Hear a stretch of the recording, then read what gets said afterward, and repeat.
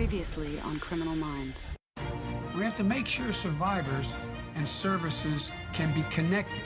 I've worked to make that hotline had a state-of-the-art telecommunications. I'll admit it. I will eat my neighbors. I'm not letting my kids die. I'm just going to be honest. And I won't have to for a few years since I got food and stuff. But I'm literally looking at my neighbors now and going, I'm ready to hang them up and gut them and skin them and chop them up. You know what? I'm ready. My daughters aren't starving to death. I'll eat my neighbors. I was just trying to ask you where's the bus stop. Fact that Joe Biden is Joe Biden. And I'm starting to think about having to eat my neighbors. You think I like sizing up my neighbor, how I'm going to haul him up by a chain and chop his ass up? I'll do it. My children aren't going hungry. I will eat your ass. And that's why I want the globalists to know. I will eat your ass first.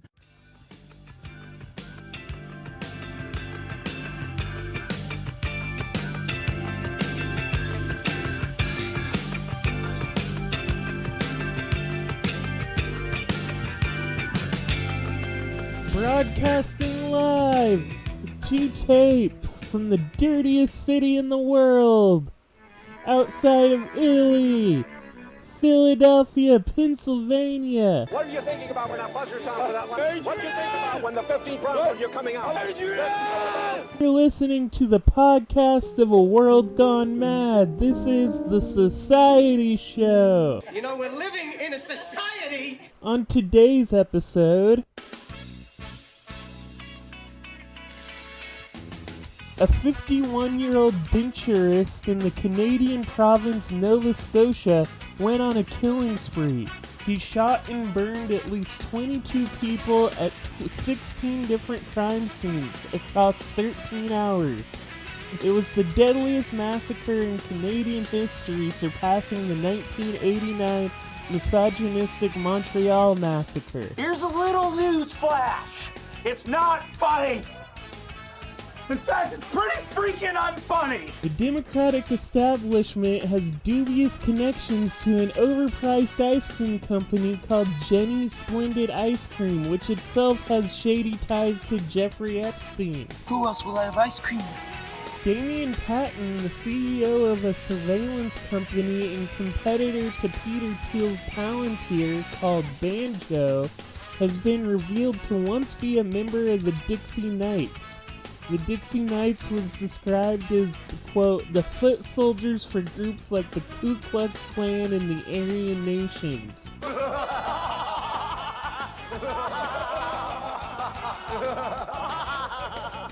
Washington Post columnist Josh Rogan, a notorious neoconservative, published a conspiracy theory that COVID-19 was developed as a bioweapon in Wuhan.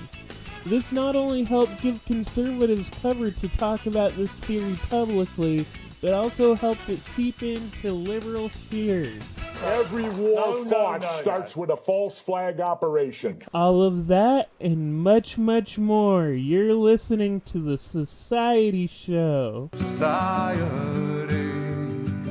But first. But first. This is the Facts and Logic Report, where I go through news in the U.S. and around the world. Facts don't care about your feelings. Facts don't care about your feelings. These are facts. Iran launched a military satellite, followed by Donald Trump tweeting, I'm sitting there tweeting, bing, bing, bing. quote, to shoot down and destroy any and all Iranian gunboats if they harass our ships at sea, end quote. Apparently Trump, John Bolton, and Mike Pompeo are really upset that small Iranian boats will swarm American ships as a prank. Got him! Major General Hussein Salami replied, quote, we have also ordered our military units at sea that if a vessel or military unit of the Navy of the U.S. terrorist military seeks to threaten the security of our civilian ships or combat vessels, they should target that vessel or military unit, end quote. I'm on a boat! Everybody look at me, 'cause I'm sailing on a boat! Speaking of Iran, Ayatollah Khomeini announced plans to prepare islands off the coast of Iran in the Persian Gulf for residential infrastructure. Iran said they plan to do so to maintain security in the region. President Hassan Rouhani said, quote, "This Gulf's name is the Persian Gulf, not the Gulf of New York or Washington Gulf. The U.S. must stop applying its conspiracy plots against the Iranian nation, who has its name on this Gulf and has protected it in history," end quote, Rouhani said. That's history right there, you understand? Libyan warlord Khalifa Haftar's military lost important ground in the Libyan civil war to the Government of National Accord, or GNA. The GNA is supported by the UN and particularly supported by Turkey and Sudan. Haftar is supported by the Sauds, Emiratis, Israelis, and Egypt. The GNA's most recent victories could signal the end of the Libyan civil war.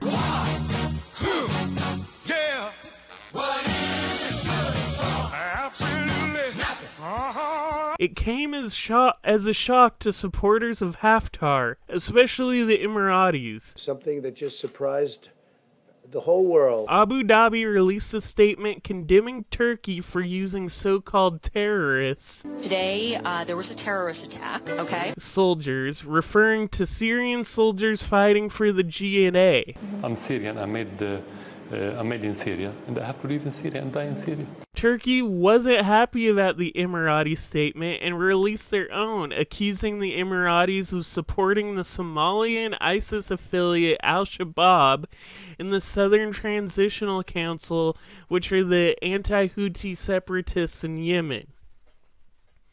Turkey's statement continued, quote, "The UAE government's ugly and unfounded accusations against Turkey are, in fact, the result of an ulterior motive to hide its own destructive activities.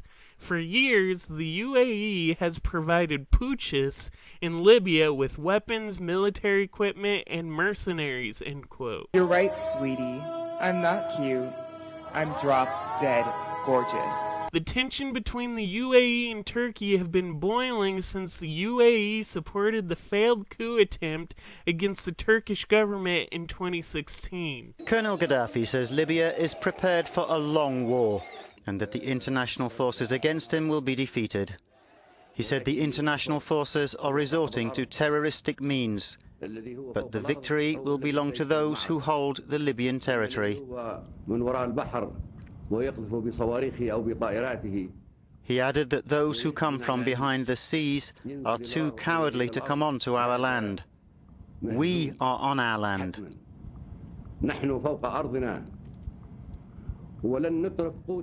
We won't give up our children's wealth, our oil to the Americans, Britons, French, and to the Christian countries that formed a coalition against us.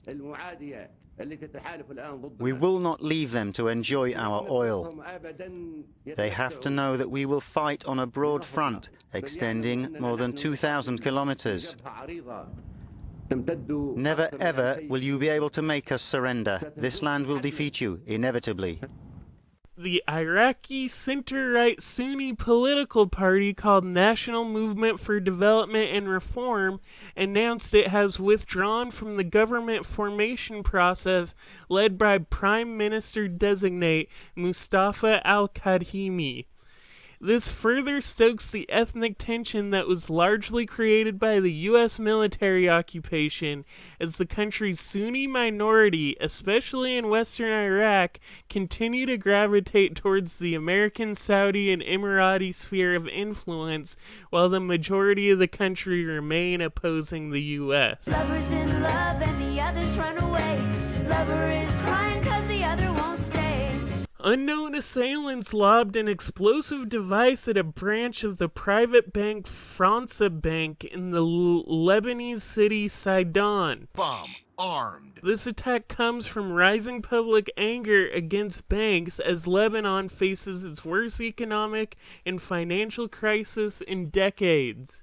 On this very night, 10 years ago, along this same stretch of road, in a dense fog, Germany declares Hezbollah a terrorist organization, then raids several mosques and homes, after much pressure from the US and Israel to declare Hezbollah a terrorist organization. This is different than most of Europe's and most countries in general stance that Hezbollah is not a terrorist organization. Your campaign of terror, murder, mayhem will not be tolerated any longer. France and Germany feud with Silicon Valley over tracking coronavirus. France and Germany want to use Bluetooth technology to track coronavirus cases. Apple and Google refuse, and they cite privacy concerns as the reason. However, the more likely reason is that Apple and Google are developing their own proprietary software that they want to sell to Europe instead of using Bluetooth. Tim Apple. Groovy, smashing, yay capitalism. An armed man wearing a Canadian combat uniform was arrested in Ghana for impersonating a Canadian military officer.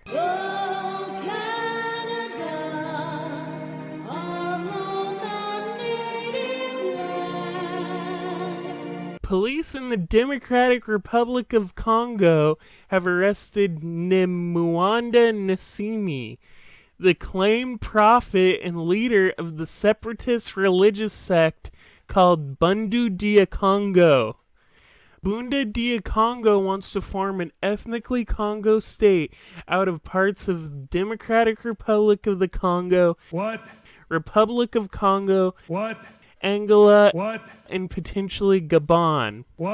Bundu dia Congo has been involved in multiple skirmishes with Congo police before. 14 members were killed by police during a demonstration in 2002. 134 members were killed in skirmishes with police in 2007. Oink, oink, pig, can you sing a song? In 2008, the government banned them. And then in 2017, BDK members broke their leader, Nemuanda Nsimi, out of jail. This current arrest started with BDK protests being disrupted, with the police citing a ban on gatherings due to the coronavirus.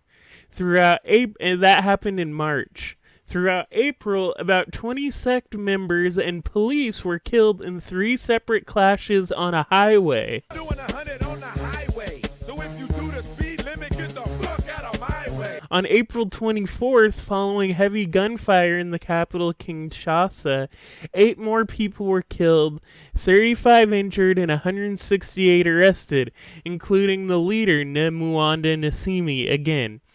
Nsimi was taken to the hospital with a head injury before being handed over to prosecutors.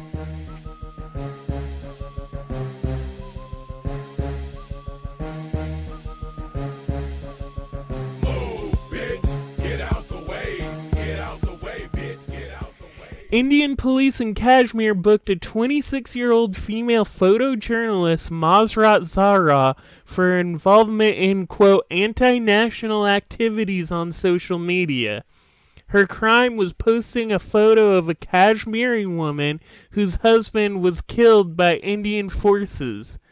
The Srinagar Cyber Police Station accuses Masrat of, quote, denting the image of law enforcing agencies and causing disaffection against the country, end quote. They almost seem to make up laws just for charging fines. Sergio Moro was the judge responsible for locking up Lula da Silva as a political prisoner in Brazil.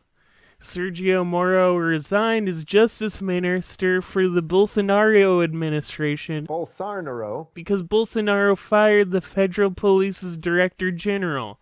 The issue is, Sergio Moro is just as much of a corrupt bastard as Bolsonaro. But American media is already hyping Moro as a replacement to Bolsonaro. I read several articles that gloss over Moro's direct collaboration in imprisoning Lula and arguing that he's proved to the public he's anti-corruption. What do you mean? It seems like what a lot of U.S. press is trying to do is they realize Bolsonaro's kind of a dipshit and he's too much Trump-like, so they can't really convince the general American public that he's good in a bipartisan way. Right now, the only Americans who like Bolsonaro are the same people who like Trump. I like them all. So what they need is someone like Sergio Moro to get a bipartisan consensus in the U.S. that the same exact far right-wing oppressive government is good because they don't have a buffoon like Bolsonaro in the way. They have someone who's a little more presentable and refined like Sergio Moro. Liberals have really failed. After days of rumors and innuendo from Western and Western-friendly press, Kim Jong-un was revealed to be alive when he was seen after a 20-day absence at the ribbon-cutting ceremony of a new manure factory. I'm back, baby! Lawmakers on the House Judiciary Committee have called on Amazon founder Jeff Bezos to address potentially, quote, misleading and possibly criminally false or perjurious, end quote, statements the company made. They cited a story from the Wall Street Journal that claims Amazon routinely uses proprietary data from third-party sellers to create its own rival products. The social media video sharing app TikTok is considering launching a reality TV show. I baked you a pie. Oh boy, what flavor? Pie. Dad, I'm hungry. I'm hungry, I'm Dad. Why did you name me this way? Why? Scientists discover frogs used to live in Antarctica before it became a frozen wasteland. I don't like them putting chemicals in the water that turn the friggin' frogs gay. A prominent anti-union lobbyist named Rick Berman released a memo to his capitalist buddies that said, quote, "This is the first time since the early 1980s where I sense significant interest by employees in collective action and third-party representation." End quote. Berman concludes his memo with, quote, "The good news is that most unions do not have competent union organizing staff that are skilled in managing this opportunity," end quote.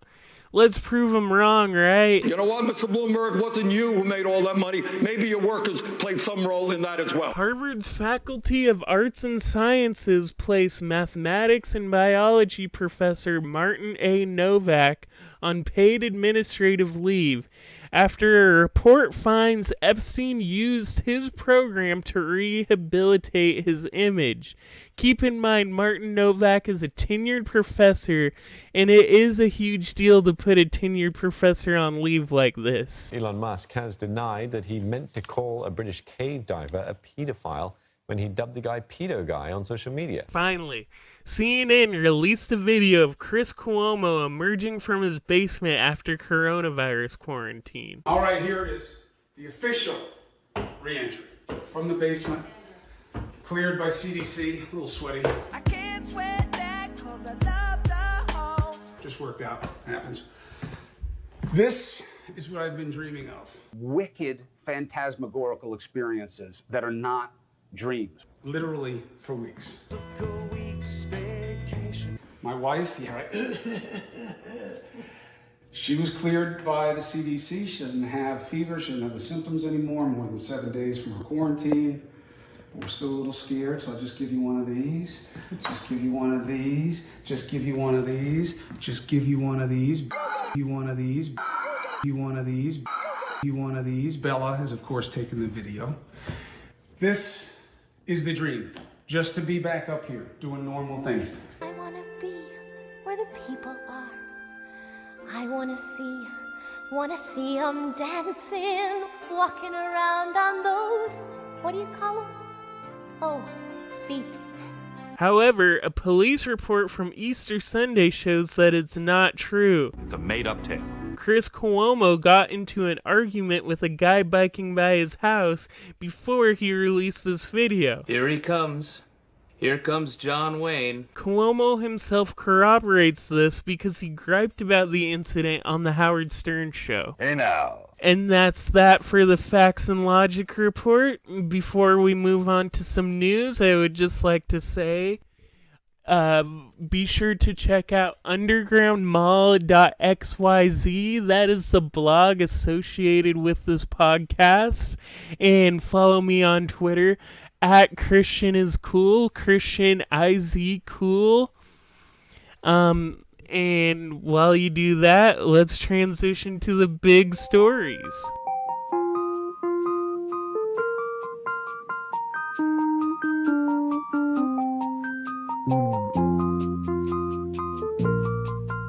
So, Washington Post columnist Josh Rogin is a notorious neoconservative. He's not one of the old guard ones like Bill Kristol or Eli Lake. There's more, but the ones who really stand out as like the classic neoconservatives.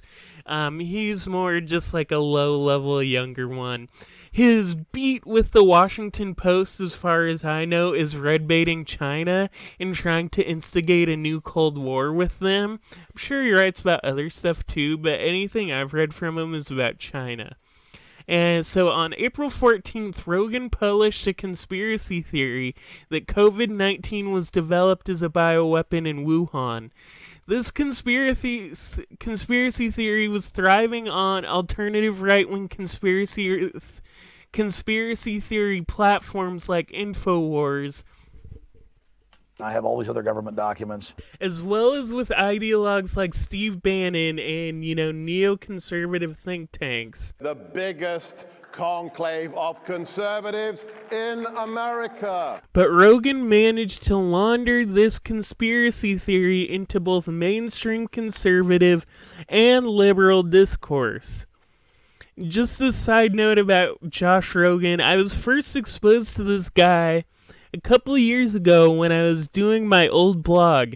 He wrote this repulsive-ass article about the Confucius Institute, which the Confucius Institute is basically, for example, I took German classes when I was in college. There was a program there sponsored by the German government called the Goethe Institute. And the goal of it was to give people resources when they learn German as a foreign language. The Confucius Institute does the same exact thing, but for China. And Rogin wrote a conspiracy theory article about how this Confucius Institute was actually secretly being used for evil Chinese espionage. I mean, that's just a side note, but that's where this guy's operating from. So, previously, the theory he brought up, the Wuhan bioweapon virus, was relegated to, like I said, the corners of online conspiracy media. But Rogan's article legitimized it because the very next day, Fox News' Brett Baier published a remarkably similar article for Fox News. And that same night, scumbag Tom Cotton, I don't know if he's a senator... Scumbag Tom Cotton, the congressman from Arkansas, echoed the same argument Rogin did on Fox News. So while Republicans coordinated and accelerated this coronavirus conspiracy theory closer to the mainstream, Josh Rogin's presence in the liberal Washington Post has also brought the theory into liberal mainstream. A lot of gullible liberal nerds, I should say, bought into it because they believe whatever the fake Washington Post tells them. The Amazon Washington Post. Yashar Ali of New York Magazine tweeted out Rogan's article. BuzzFeed's Tom Gara called the theory, quote, totally plausible, and MSNBC host Chris Hayes tweeted the article with the caption, yikes. That's gonna be a yikes for me, dog. This goes to show how helpless it is when liberals criticize conservatives for their anti-China xenophobia. Liberals are such gullible nerds that they echo the same exact propagandas that conservatives do. Then, when conservatives take that propaganda to its logical, xenophobic conclusion, liberals clutch their pearls. The whole point of telling people that China is making bioweapons is to increase xenophobia. Conservatives are just following the intentional lead of their propaganda. I'm going to start recognizing the propaganda. And I just wanted to highlight this on the show because I think people don't realize the way narratives get laundered throughout discourse. They start one place, then one person says this, then one person says that. It starts with freaking Alex Jones, but in reality it starts before that with people working at neoconservative think tanks who want a Cold War with China. They launder that information through some people who then Alex Jones picks it up because he picks up anything like that. And then before you know it, Chris Hayes is going, yikes! That's gonna be a yikes for me, dog. Moving on, Damian Patton, the CEO of a surveillance company and competitor to Peter Thiel's Palantir, the company is called Banjo, has been revealed to once be a member of the Dixie Knights. And the Dixie Knights, like I said earlier, were described as, quote, the foot soldiers for groups like the Ku Klux Klan and the Aryan Nations, end quote. The Utah Attorney General suspended a contract with Banjo in light of this news. Damian Patton was not only a member of the Dixie Knights, but he was involved in 2 hate crimes against the West End Synagogue in Nashville. The first involved spray painting swastikas and "Get Out" and, quote, "Jews suck," You suck! end quote, on the walls of the synagogue. And the second hate crime involved Damian Patton driving a car while another man shot at the synagogue as they drove past. So Damian Patton claims to be reformed and that he no longer is involved with neo-Nazis and no longer has neo-Nazi beliefs. I'm sure he actually isn't involved with neo-Nazis anymore, but I'm not as convinced with his beliefs. I mean, that's pretty freaking extreme, dude. Shoot up a synagogue? Damn. Damn, son, where'd you find this? But the thing is, our society teaches us that it's good to give reformed Nazis the benefit of the doubt, but this situation requires a ton of benefit of the doubt, and an amount that our society doesn't give to poor people and people of color. They are never afforded this level of credibility and, reliability. Just trust this guy. He says what he means. Come on. But that's kind of all besides the point. The fact is, he did these hate crimes, and he's now being elevated to a position of enormous power. I might come back with some special power. And this is especially alarming in the context of a story I talked about last episode. The mass surveillance facial recognition company Clearview AI has connections to the far right itself.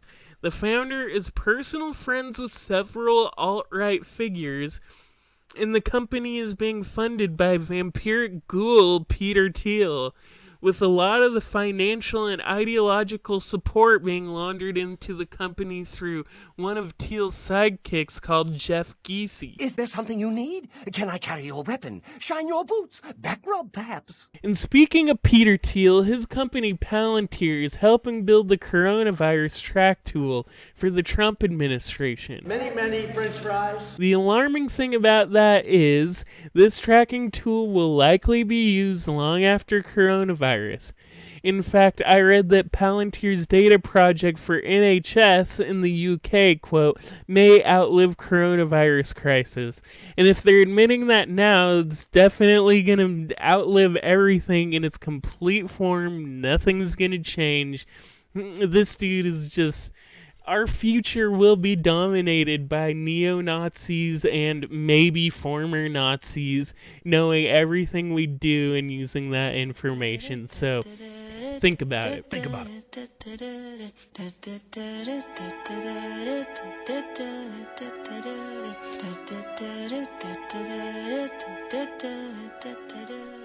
This next story, it's not exactly the type of thing I want to focus on all the time. I like to present you with some international news, some kind of what's going on beneath the surface. This story's a little more salacious, but let's go there.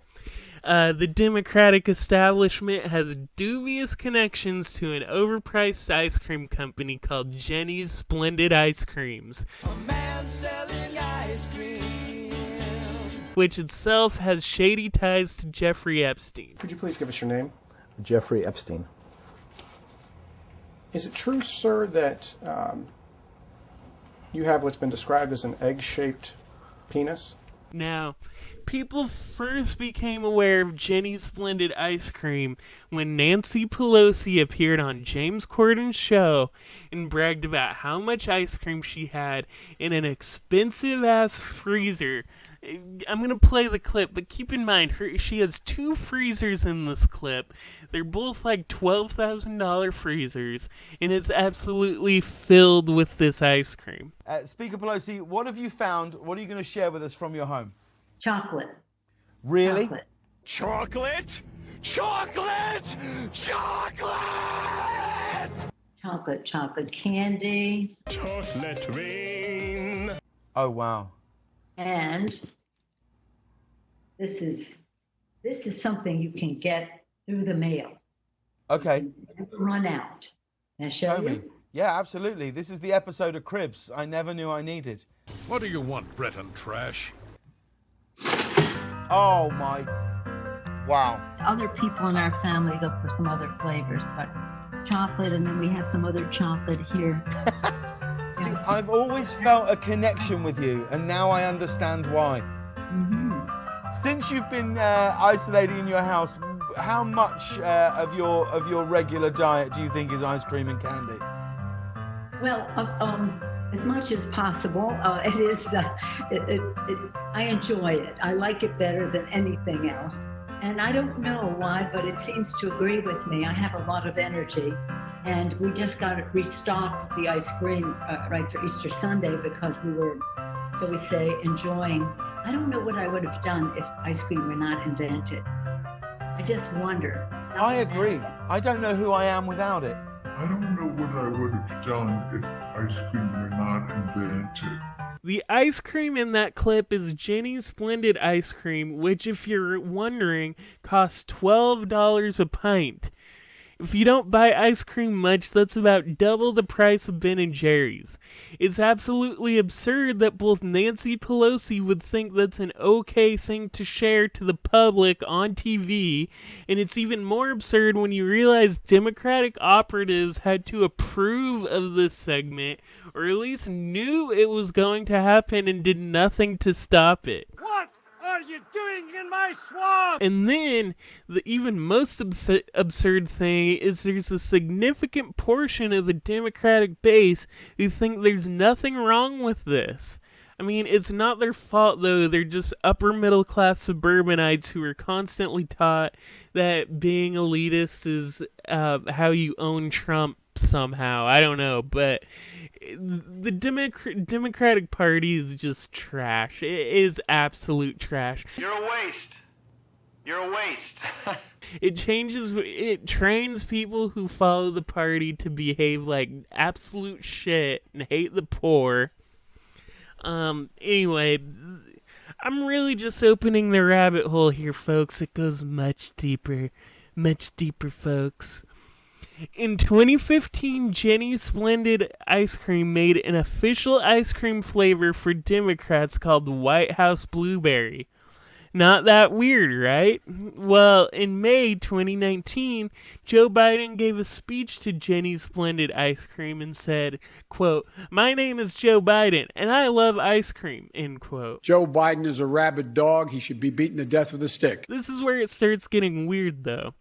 Biden's campaign has given over $10 million fireflies dollars to Jeni's ice cream, presumably in exchange for ice cream, but that's an absolute absurd amount of ice cream, even if it costs $12 a pint. But then it gets even way weirder than that. Les Wexner was the billionaire in charge of Victoria's Secret, Abercrombie & Fitch, Bath & Body Works, etc.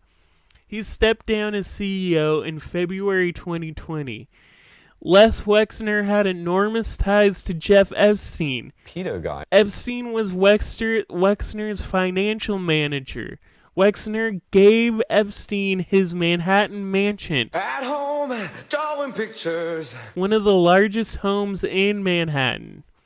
Wexner also gave Epstein his power of attorney, which is highly unusual, and Wexner made Epstein a trustee on the board of the Wexner Foundation. There's a memo here from accounting telling me there's no such thing as the human fund. Well, there could be. But there isn't. Epstein frequently pretended to be a recruiter for Victoria's Secret models, and considering his close ties to Wexner, Wexner likely was in on this practice on some level. Super hot chick. The earliest known sexual assault police report against Epstein and Ghislaine Maxwell came from a woman named Maria Farmer, who was working as artist in residence at Wexner's house. Maria Farmer fled from Epstein, barricaded herself in a separate part of the home, and Wexner's security would not let her leave for 12 hours until her dad arrived driving to Ohio from Kentucky.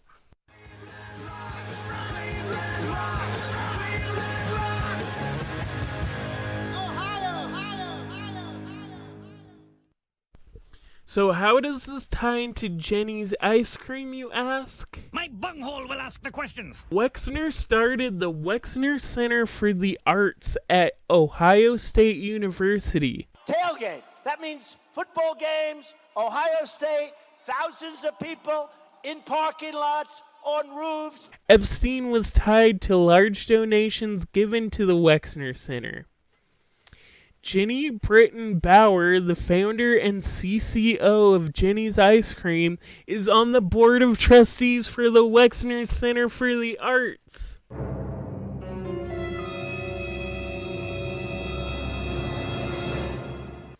Pelosi's freezer overflowing with Jeni's ice cream. What? Biden's campaign funneling upwards of $10,000. What? All of that stuff seems a little bit more dubious when you consider the connection to Epstein, right? What? Another thing, Joe Biden and his campaign has been consulting Larry Summers as an economic advisor. There was a special connection between Summers and Epstein. Epstein pledged at least $25 million to Harvard during Sumner's tenure as president for Harvard's program for evolutionary dynamics.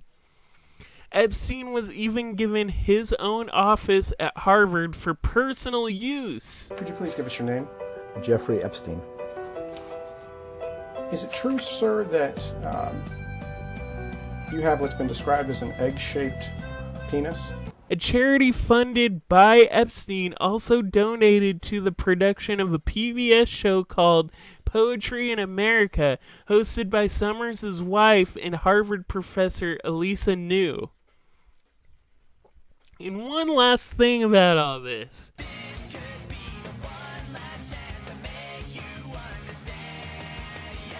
Joe Biden faces sexual assault allegations from Tara Reid, a former staffer.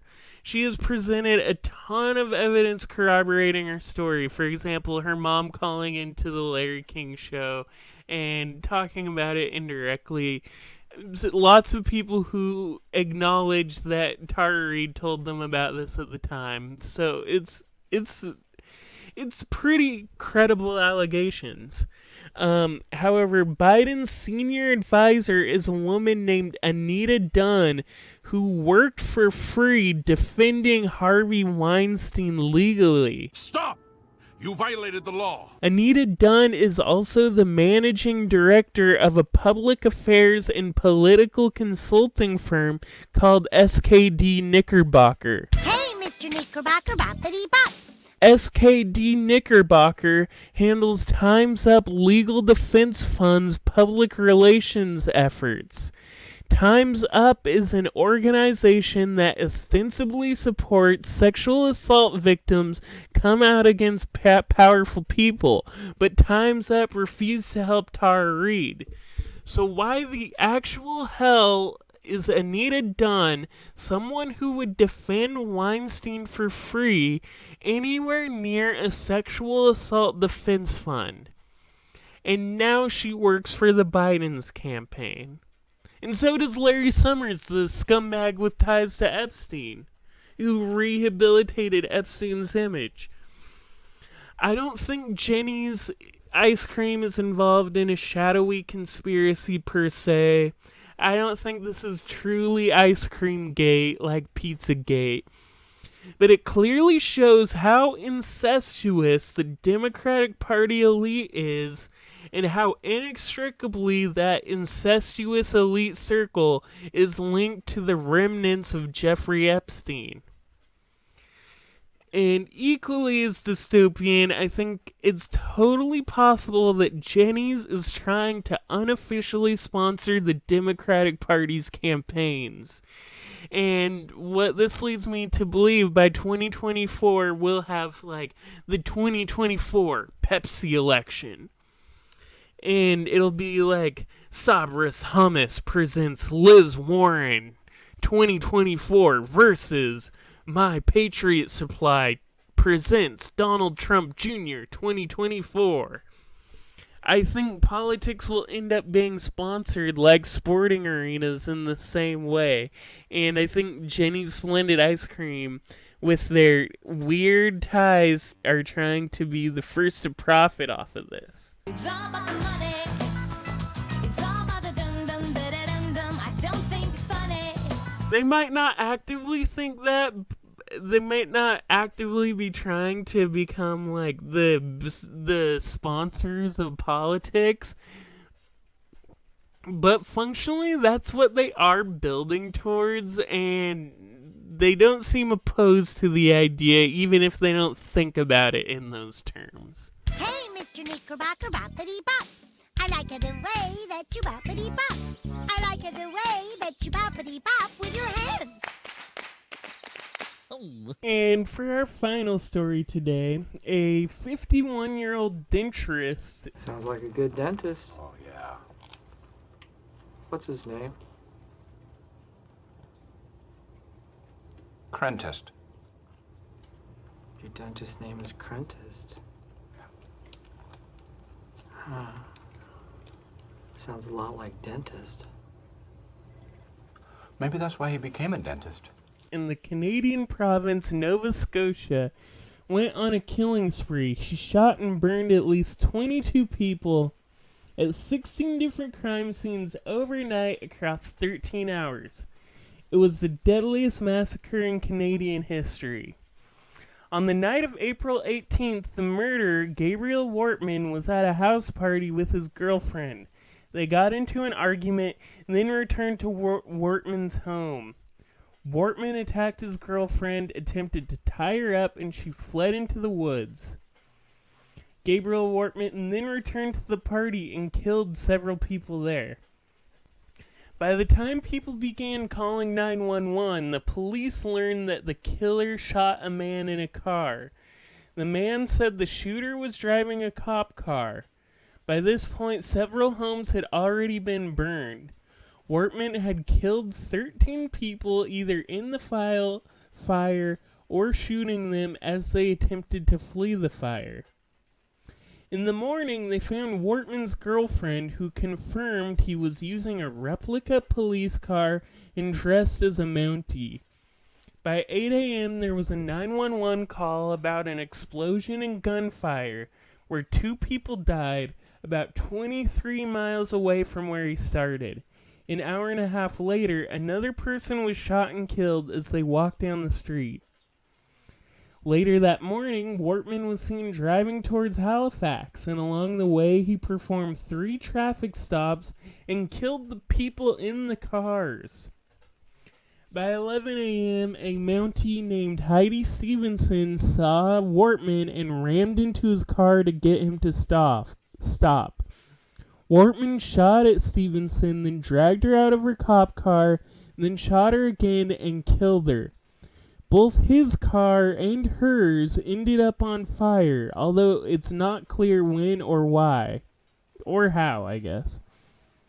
I mean, the why is kind of obvious. Wortman blew them up, but he then killed a nearby driver and stole their SUV. A half hour later, he killed another driver and took their Mazda. At around 11:30, Wortman pulled into a gas station. A Mountie there recognized him and finally shot and killed him. Headshot. While he was only about 20 miles from reaching Halifax. Presumably he was going to go on a big spree when he reached Halifax. Wortman's first victims were indeed known to him, but they became more and more random as time went on, obviously. 2 of the people he killed included a hunting buddy of his and a guy who owned property that caused conflict between Wortman and his uncle. He didn't have a firearm license, and people are still unsure of how he got his guns because he used several different weapons. He aspired to be a Mountie when he was younger, which explains why he had so much Mountie paraphernalia. Neighbors said Wortman had a drinking issue, and he had several small legal issues in the past, often revolving around property disputes. Now, what this story really reminds me of is the Stephen Paddock Las Vegas shooting, for several reasons. Gabriel Wortman and Stephen Paddock are personally quite similar. They are both described as relatively soft-spoken. Both of them were property owners, and they were both middle-aged and middle-class. White people are the devil! And they also just have unclear motives, or maybe no real motive at all, except just, like, I guess, pure nihilism. Wortman started with domestic violence and an interpersonal conflict, but Stephen Paddock plotted and planned for months and targeted complete strangers. It's different in that way, but, I mean, it's still pretty similar. And the biggest way they're similar is just that there's no motive. Like I said, there's no clear motive you can pinpoint. What's my motivation? I don't think Americans have come to terms with the Stephen Paddock shooting, even now, almost 3 years after the fact, for that simple reason. You can't explain it away. And, I mean, there are plenty of Stephen Paddock conspiracy theories, and there actually is a lot of pretty compelling evidence that could support a conspiracy theory. For example, there were email exchanges between Stephen Paddock and others leading up to the shooting. And the official report is he was having email exchanges with himself. But if you read the emails, they don't seem that way. One of the emails he supposedly sent himself said, quote, Try an AR before you buy. We have a huge selection located in the Las Vegas area, end quote. Another email said, we have a wide variety of optics and ammunition to try, end quote. A third email said, quote, for a thrill, try out bump-fire ARs with 100-round magazine, end quote. Whoa! Whoa! Whoa! Whoa! Whoa! The official story is all those emails were sent by Paddock to himself. Obviously, those don't seem like emails someone would send to themselves. But the broader context of the shooting doesn't lend itself well to any one specific conspiracy theory. In fact, the shooting doesn't lend itself to any explanation, even the most simple and straightforward explanation. I don't know what to make of those emails, but they don't really, I don't know what they add up to. I'm just baffled by them. The whole thing just defies understanding. Both Wortman and Paddock are entitled, relatively wealthy, bitter men with a midlife crisis or something. They got money and realized it amounts to nothing, so they kill people. That might be all there is to it, which in itself is shocking. It's almost more shocking if they were both just middle-aged white guys with decent amounts of wealth who go on killing sprees for no good reason. That is shocking. It's so shocking I don't even have much more to say about it. So let's go to State of the State. The State of the State. State of the State.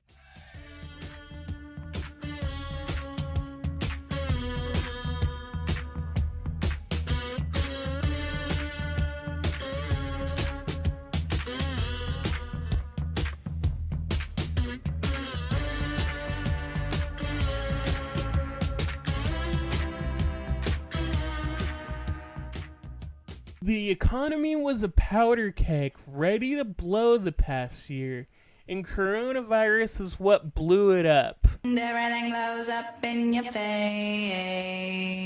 Now, there's deep uncertainty about what will happen to the economy.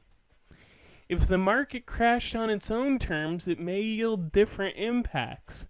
But there are specific impacts rooted in COVID-19 that will shape the economy moving forward. Many economies which have, more robust social programs have more resilience and will be able to bounce back to how they used to be easier. Plenty of other countries are politically and economically elastic. The U.S. political economic system is stretched so thin that I personally think it's a lot more likely to snap than other similar economies. Now, as a leftist, I think the left should seize the opportunity to speculate about what a post-COVID economy will look like while the capitalist class is scrambling with short-sighted hubris, trying to figure out how to make money right now. We need money now. I have a structured settlement and I need cash now. Call J.G. Wentworth, 877 cash now. Elon Musk's this statement where he's minimized the coronavirus and poo-pooed it like it's nothing is a great example. He's not focused on the economy 5 years from now. He needs cash now. I need cash now. The economy will change because of coronavirus. I mean, it already has, and it will remain changed in some way or another. And if we anticipate those changes, we can better organize for them. So here's my speculation about how the economy could change. One part of the economy that could remain impacted is retail work. I think a lot of retailers may realize that online sales are more profitable than having a storefront. Big and ubiquitous companies would still have retail spaces, But some have to be making the calculation that you spend a lot more on staff and rent and could sell just as much or almost as much online. The industries that have grown during this period include wellness products, home delivery, video games, remote learning, and video chat. These industries and sectors would likely retain a lot of that growth. There will likely be an increasing number of gig economy and warehouse workers. Companies may be more willing to allow working from home as they become more accustomed to long-term remote work. But that's just kind of the surface level what a average worker would experience. It's not kind of going deeper to the system. The government bailout for the coronavirus has accelerated some of the most aggressively privatized, speculative, and risky capitalistic elements of the U.S. economy. More and more duties that are typically allocated to the state will continue to be outsourced to private capitalists in the American tradition. And more of those private capitalists will be operating with increasingly predatory and risky investments. This means that companies will continue to amass more and more capital in an increasingly fewer amount of places. And then, just to get even more speculative, this is kind of getting into the fantasy land part, but I've seen people talking about both a civil war or the balkanization of the United States.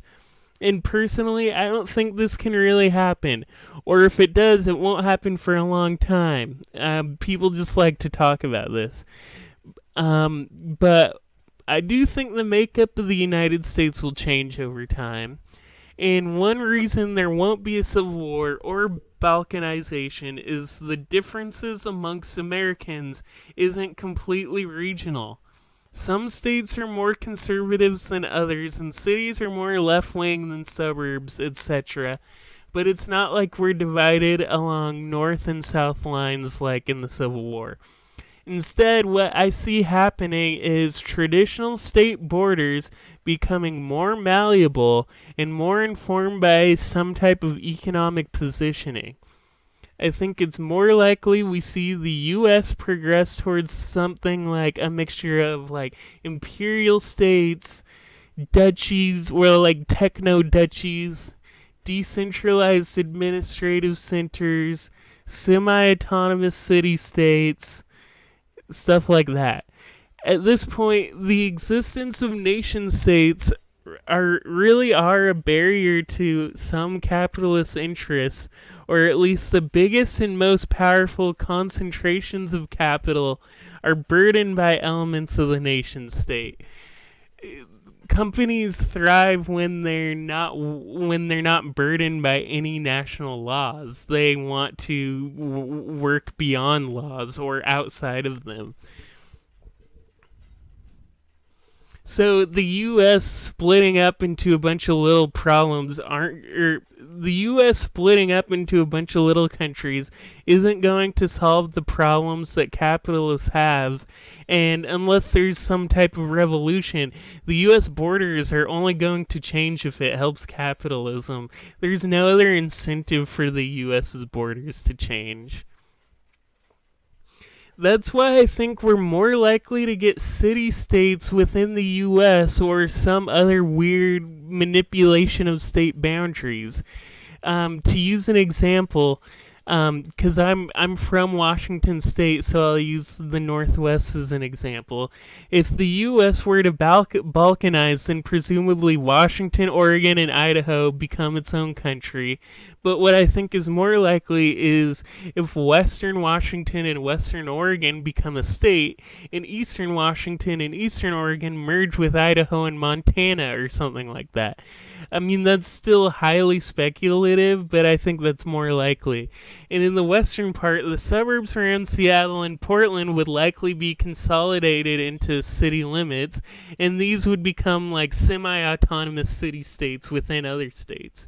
I mean, I've admitted, like, this is in pure speculative la la land, but I think that is more likely to happen than just like, oh, a second civil war happened. Well, it's like, between who or why? But I hope that my speculative stuff doesn't distract from the more tangible ways we can predict the economy changing. State of the state. And that's the state of the state. State of the state. Thank you for listening to my podcast. My name is Christian. You can follow me on Twitter at ChristianIZCool. Christian is cool, but is spelled with IZ. Or you can check out the blog that's associated with this podcast called undergroundmall.xyz.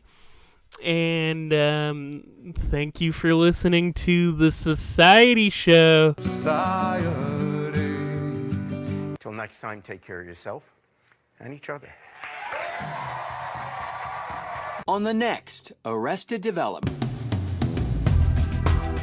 I'm not gay no more. I am delivered.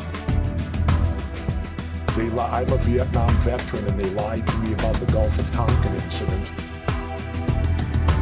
And the Reds had won the Cold War. There were executions in Central Park, and I might have been one of the ones getting executed. And certain other people would be there cheering, okay? Here's a list of all the giant, bad, dumb things I've ever said.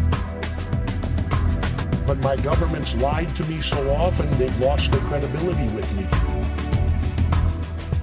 Hating poor Americans, making fun of Bernie Sanders supporters as basement dwellers who you helped put in the basement. Well, here's a little news flash, sweetheart. We're coming out of the basement.